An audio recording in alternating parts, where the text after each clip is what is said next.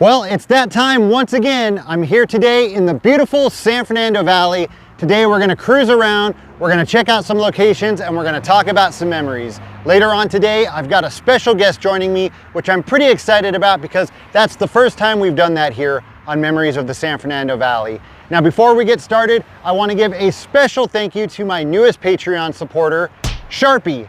Thank you so much for supporting me on Patreon and for checking out my videos and supporting me here on YouTube. If you'd like to support me on Patreon, visit patreon.com/80slife. Now, let's go see what we can find.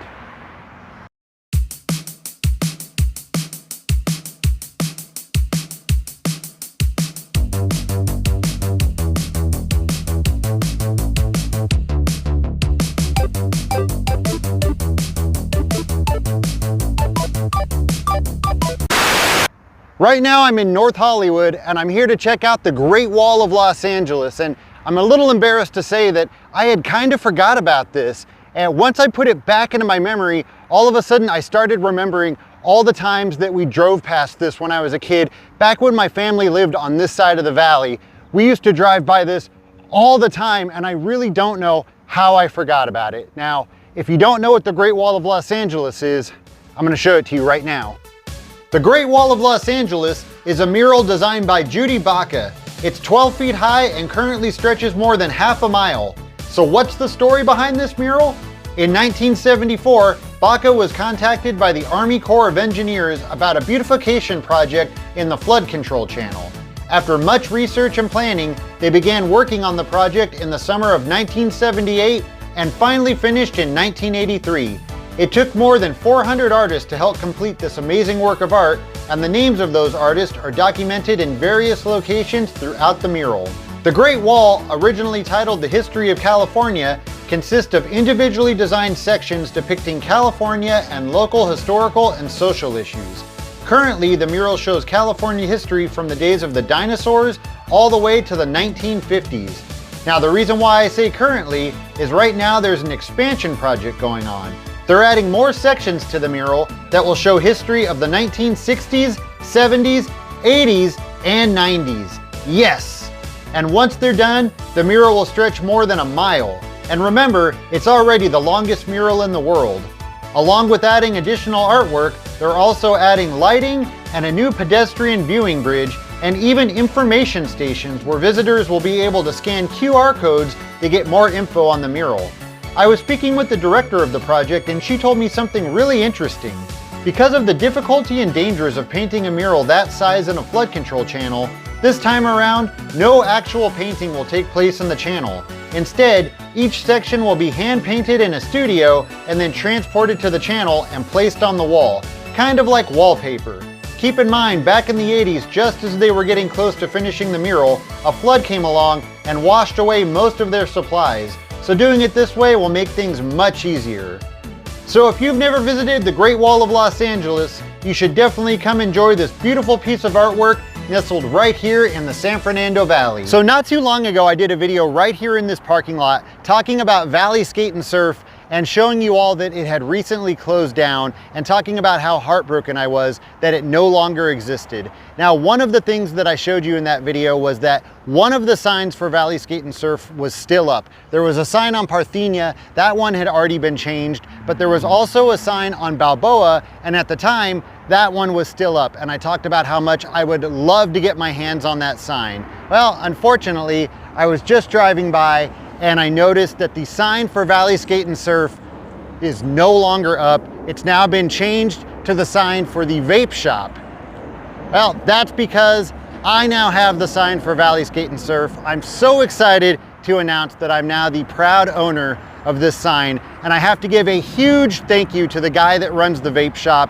He set this aside for me and he was just extremely nice about it. So a huge thank you to him. Not really sure what I'm gonna do with this. It's a little bit bigger than I realized. It looks a lot smaller when it's up there, but I'll find something to do with it. I'm just really happy that I was able to save this sign and preserve a little bit of San Fernando Valley history. I'm standing on the corner of Reseda Boulevard and Victory, right across from Reseda Park. And when I first started doing this channel and I talked about being from Reseda, quite a few people asked me if I was friends with Brody Stevens. And for those of you that don't know, Brody Stevens was a stand-up comedian who was from Reseda, and he talked a lot about Reseda. Unfortunately, he passed away in 2019. Now, I just noticed right here on the Firehouse restaurant, which I have talked about in my videos, a very delicious restaurant. They have added a couple of murals on the side of the restaurant paying tribute to Brody Stevens. You see this one right here in the style of Coca-Cola. Enjoy it, Brody. Positive energy. And then this one over here,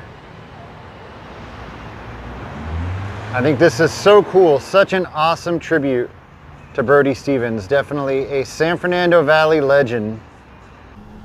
Now, I'm sure a lot of you recognize this building right away, where this massage parlor now is. This used to be Auditory Odyssey, a very popular record store here in the San Fernando Valley. And I'm gonna be honest, I actually didn't go to Auditory Odyssey too much, and I'm not really sure why. I had all my record stores that I went to regularly, and for some reason Auditory Odyssey just wasn't one of them. And I don't know why. I definitely remember it, of course.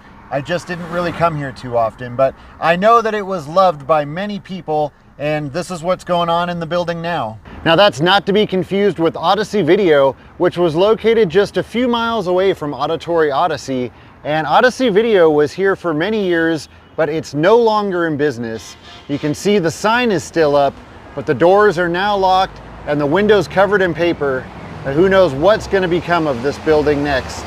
So right now we're going to check out some locations that we've already looked at in previous Memories of the San Fernando Valley videos, but I wanted to dive a little bit deeper and get more information about these locations. So here right now to help me do that is Evan. You might also know him as LA in a Minute. What's up, Evan? How you doing? I'm doing awesome. How you doing? I am great. Thank you so much for taking the time to be here with me today and to talk about these locations that we're going to go look at. Absolutely. Going to be fun, man. So if you guys don't know about LA in a Minute, he has got an amazing Instagram channel, Twitter as well? Twitter, Instagram, TikTok, YouTube, you name it. And now YouTube, yeah, he has got some great stuff going on. Basically, he makes really short videos packed with information about Los Angeles. So if you are not following him, as soon as you're done watching this video, you need to head over and follow his channels. I'm gonna put all of the information to all of his social medias in the description below. But right now we have got a lot to talk about, so let's get into it. Let's go see what we can find. Okay, we're here at Sherman Oaks Castle, which actually has over 200,000 customers per year. And get this, it's owned by the city of Los Angeles. This is the only facility of its kind that the city runs on a for-profit recreational basis. And the story behind that's kind of interesting. Now, this land is owned by the Army Corps of Engineers. The Sepulveda Dam is about a mile, maybe even less away. And in 1938, the Army Corps of Engineers had to buy this land to build the Sepulveda Dam, to create the Sepulveda Basin, which in itself is its own story. But this piece of land was unused until the 1970s, when the city decided to lease it out to private companies. Now, that first company that came in was an expanding recreational-based company that was responsible for Malibu Castles, which was a chain of, mini golf, arcade games. Pinball was big at the time. This was actually their fourth location. They opened it in Sherman Oaks. Now, for the 70s through the 80s, it was wildly popular. It kept expanding. They keep it in great shape.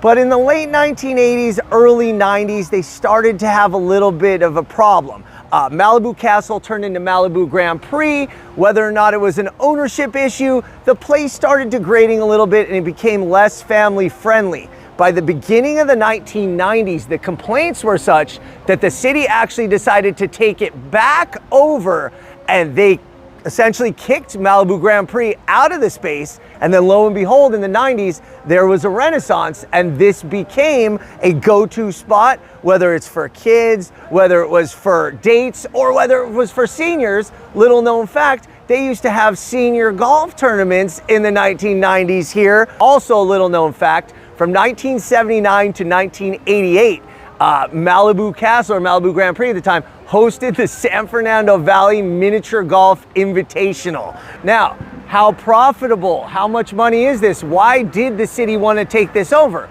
Well, in the early 1990s, the annual profit on this property was about $100,000. And when you think about that for 12 months, it's not really a lot for a private business. Now, the city took it over, as I mentioned, made it more family friendly. And at that point, they instilled, they cleaned everything up, new management. And by the end of the decade, actually by 2009, this turned a $3 million annual profit, one of the most lucrative profit centers for the city of Los Angeles. And by the way, one more fact, there are 28 employees here, all of whom are technically employed by the city of Los Angeles. So now we're at the Sherman Oaks Galleria, which is an open-air, mixed-use, residential business combo with some shopping. But the history behind the Sherman Oaks Galleria is kind of insane. In fact, at one point, this was not just the epicenter of the San Fernando Valley, but this was ground zero for Valley girl culture, for the Valley stereotype. You see, what happened is this used to be all agricultural land. In fact, this land was owned by Moses Sherman of Sherman Oaks, and then it went unused, wasn't developed. Late 60s happened, San Fernando Valley starts turning into more than just a bedroom community, and these four corners right here, the gateway into the city, Sepulveda and Ventura, were really developed. First in 1969, a skyscraper goes up across the street. It was the Union Bank building, and then somebody had the idea, after 10 years of success, they're like, you know what? Maybe we should build a mall right here. So lo and behold, in 1980, the Sherman Oaks Galleria rises from nothing. 3 stories, enclosed, all the latest technology, design, infrastructure, and immediately it was a magnet for the Valley youth. And not just that, it incubated that culture, that Valley girl culture, where kids would get dropped off, do mall crawls, hang out at the food court, look at the cute girls, the cute boys. And that's where the stereotypes started developing. And then you had the movies, Valley Girl, Fast Times at Ridgemont High, which just cemented all of those stereotypes. Frank Zappa came out with the song Valley Girl, and he mentions the mall by name in that song. That's how influential it was. And that is what the San Fernando Valley, the fabric of that youth culture, for those of us that grew up in the 80s, it all came out of right here. I remember, in fact, for me, I had a spelling bee inside the Sherman Oaks Galleria, and I remember being nervous because I came from a whole different part of the valley, and I'm like, whoa, Sherman Oaks Galleria, like that's where the cool kids hang out. And that's kind of what the valley really was, is everybody looked at this, and it wasn't just the valley, it was in the city. It was worldwide by this point that people knew the Sherman Oaks Galleria. But all good things come to an end, and the beginning of the end started to happen in the early 1990s. The 2 anchors of the Sherman Oaks Galleria were Robinson's and May Company. And now Robinson's and May Companies, you remember, they merged. So what ended up happening is both of them turned into Robinson's May. And then 1994, the earthquake happens. Now, Sherman Oaks Galleria was spared. They actually opened 11 days later for foot traffic, but Robinson's May didn't fully open for another 4 years. And during those 4 years, the traffic of the mall dwindled until it started petering out to the point that almost 90% of the businesses no longer existed. During that point is when Douglas Emmett stepped in. 1997, Douglas Emmett bought this property for $51 million, which in retrospect is a bargain basement price. So what did Douglas Emmett do? Well, first, there was a suit and a countersuit between Douglas Emmett and Robinson May. Robinson's blamed Douglas Emmett for the lack of traffic. Douglas Emmett said Robinson May not opening was responsible for the lack of traffic. They settled out of court in 1999. The reason why that's significant is because that's when Douglas Emmett sprung into action. They invested $200 million. And what did they do? Did they make it another mall? Kind of. They took all of the Sherman Oaks Galleria-ness, the enclosed, the 3 stories, it's a mall, threw that by the wayside, made it an open air, mixed use, 1,000,000 square foot offices, restaurants, a little bit more upscale businesses. And to this day, that's how the Sherman Oaks Galleria thrives in its new iteration. So yeah, even though everything is different, this right out here, this whole courtyard, this was like the main center of the original mall. This is all those movies that we were talking about, Fast Times at Ridgemont High. Commando, we gotta mention. That was all right here. Arnold swinging across the, swinging from onto the elevator. I mean, here we are on a Friday, and I gotta say this, I actually worked at a building catty corner here for 15 years, and I've seen sort of the evolution of this Galleria area. Yeah. And it's kind of interesting because this mall has went from like the cultural icon of Los Angeles, specifically the San Fernando Valley, to this sort of antiseptic, you know, they call it mixed use residential, but let's be honest, it has sort of a vacant pass-through kind of feel where you'd be hard-pressed to really even call it a mall at this point. And it is the Sherman Oaks Galleria, but I always say in name only. Yep, I definitely agree. I miss, even though the Sherman Oaks Galleria is here, I miss the Sherman Oaks Galleria. Of course. And you mentioned you remember coming here for a spelling bee. I remember coming here when I was like 13 to go trick-or-treating with my friends in the Galleria. And I also remember coming here right at the end. You mentioned how like all the stores were vacant. I remember walking through the mall and like looking around and being like, what happened to this mall? End of that mall culture, man, honestly. It's definitely a different chapter in the valley. Okay, now we're here at what used to be the Reseda Country Club, which is a place near and dear to my heart. So my dad used to be a boxing manager and a lot of the fights were here. But more importantly, the Reseda Country Club was one of the most significant music venues in all of Los Angeles, and especially the San Fernando Valley. This building used to be a save-on. It was built in the 1950s, but in the 70s it closed down.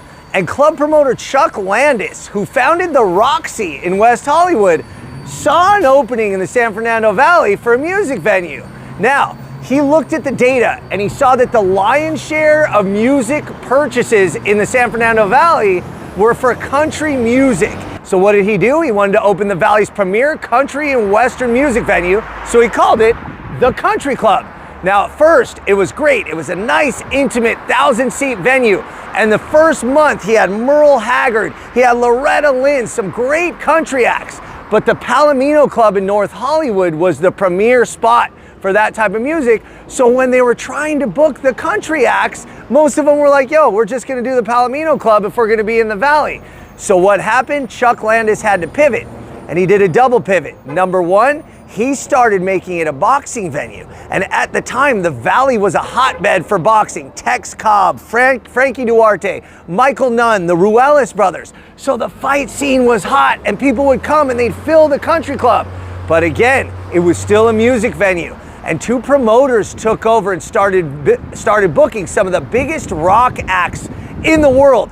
B.B. King, Tina Turner, Bad Religion, Social Distortion. By 1987, the Country Club was so renowned as a music venue that Prince held the MTV Awards after party at the Country Club. MTV was so smitten by that performance that they hosted their New Year's event that year at the Country Club. But alas, in 1988, neighborhood complaints over the years of drunken, inebriated customers stumbling out, the LA City Council revoked the liquor license. And that was the beginning of the end of the downfall for the Reseda Country Club. Now, in the 90s, there was a sort of a renaissance. Boxing cards were still here. They tried to have some music shows, but it never really rekindled the spirit that it had as the Country Club.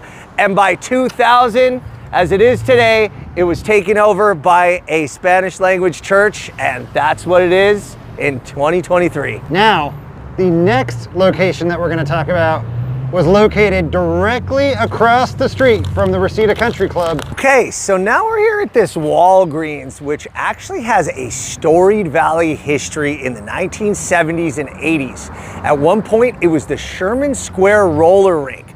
Now, roller rinks were all the rage in the 70s. There were films, there were roller derbies. It was a popular hobby, and roller rinks were popping up. There was Skateland in Northridge, other places. But this one was special. In the early 70s, it started nondescript. They'd have Boy Scout club meetings here, senior skate nights, arts and craft shows. 1976, that changed. A local fella named Brad Dunton set the marathon roller skating record, and I triple checked this, by roller skating for 201 consecutive hours. Now, of course, there's rest breaks, there were restroom breaks, there were even 20-minute sleep breaks, but 201 hours, Guinness Book of World Records certified right here. There were also attempts at the barrel jumping, who could do the longest roller skating barrel jump, because again, roller skating was a really big thing. But that's not why the Sherman Square roller rink became popular. It was because of a nightclub held by former actress Helena Kalia. She was nominated for Best Supporting Actor for her 1973 film, Golden Globe nomination. The film was called Kansas City Bombers, which was, of course, about roller skating. So she started this club Monday nights. It was the most exclusive club in all of Los Angeles. Rolls Royces, paparazzi, celebrities as far as the eye can see. It was called Skateaway. Now it's spelled Skataway, S-K-A-T-A-W-A-Y. But to be on the list, Helena had to like you and had to approve you, and there were only 400 members at any given time. Now this membership list included Jack Nicholson, Cher, the football player Jim Brown, Bianca Jagger, Ringo Starr, and this was the hottest club in town right here. And after that happened, well, it became the hottest place to skate. The LA Weekly, in fact, said that this was the place where the youth of Los Angeles wanted to meet people and wanted to be seen. So in the early 80s, the mid 80s, it succeeded. It kept on thriving till an unfortunate incident in 1987. By then, gang members had found out about this place and sort of infiltrated it. There had been a couple of issues here and there with the police, but one night there was a fight. Went out on the streets. There was a car chase that ensued that culminated in a gang shooting on the San Diego freeway, and all fingers pointed at the rising gang problem here. So they tried to crack down, but unfortunately from 87 through 90, the gang problem just became bigger and bigger. They shortened the hours, they closed the doors. At a certain point, you had to fill out a form beforehand to be approved. But alas, in 1990, that was the final time where they were shutting the doors on the Sherman Square roller rink. And now for the next 10 years, the building kind of floundered until in 2000 it was raised, and 2001, this Walgreens was put up. So Sherman Square roller rink was a legendary part of San Fernando Valley and Reseda history. And though it's a memory, if you listen closely enough, you can still hear the chugga chugga chugga of the roller skating wheels. In case you were curious what went on in the San Fernando Valley on New Year's Day, there was a huge lowrider cruise on Van Nuys Boulevard. It actually started out as the Majestic's annual New Year's Day picnic, which this year took place at Valley Plaza. Once the picnic was done, everybody headed to Van Nuys Boulevard and flooded the streets. Now, I was pretty excited to get out there and do some cruising, but by the time I got to Van Nuys Boulevard, police had already shut down traffic in one direction. It took us about 45 minutes just to go 3 blocks. You can see right there, the police have Van Nuys Boulevard shut down going north, just north of Burbank Boulevard. At this point, nobody really cared that the cops were there. People were still taking cars off of trailers and hopping in the middle of the street right in front of the cops. Again, you can see they have Van Nuys Boulevard shut down, no traffic going north. Eventually, everybody just moved out to Burbank Boulevard and completely stopped traffic going east, and it was pretty slow going west as well. You can see right now everybody's out in the street, crowded around a couple of cars that were just hopping right before I started filming. Of course, police were telling everyone to get out of the streets, but no one was listening. Cars continued to hop. The Ralph's parking lot was completely packed with people hanging out and with hoppers. You can see this car hopping just a little bit as it makes its way through the crowd. Well, that's gonna do it for this video. As always, thank you so much for watching, and I'll see you next time.